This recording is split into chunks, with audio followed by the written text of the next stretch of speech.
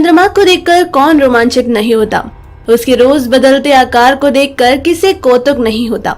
यद्यपि विज्ञान के पास उसकी कलाओं के सारे गणितीय सिद्धांत उपलब्ध हैं, किंतु उनको जानने और समझने के बाद भी मनुष्य विस्मित हुए बिना नहीं रहता। अब सोचिए कि क्या होता यदि चंद्रमा पर इंसानी बस्ती होती। क्या चंद्रमा पर रहने वालों को भी पृथ्वी का उदय और अस्त होना वैसा ही दिखता जैसे हमें पृथ्वी से चंद्रमा का दिखता है? अनेक लोग शायद विश्वास नहीं करें, किंतु चंद्रमा से पृथ्वी कहीं अधिक सुंदर दिखाई देती है।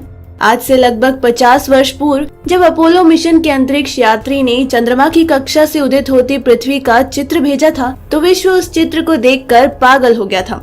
ध्यान रहे, यह चित्र चंद्रमा की कक्षा से लिया गया था, न कि चंद्रमा की सतह से।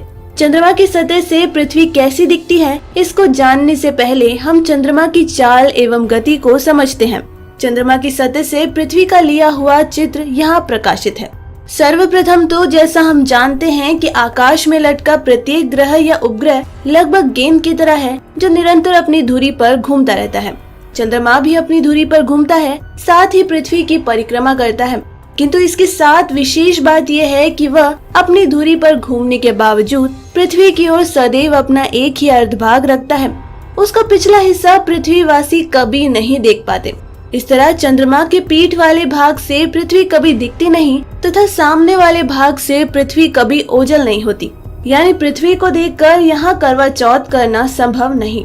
केवल चंद्रमा के उत्तरी या दक्षिण ध्रुव पर किनारे वाली कुछ जगह ऐसी है जहाँ से पृथ्वी का उदय और अस्त देखा जा सकता है।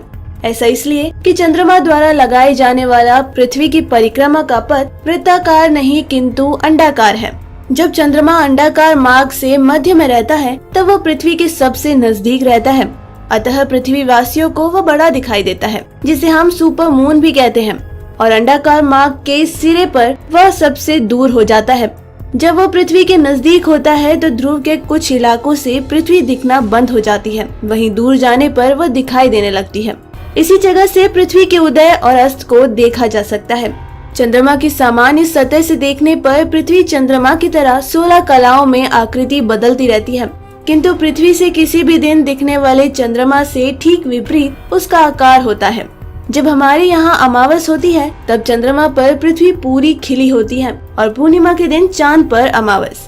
चंद्रमा से पृथ्वी एक ही स्थान पर लटकी दिखती है और चांद से 4 गुना बड़ी दिखती है।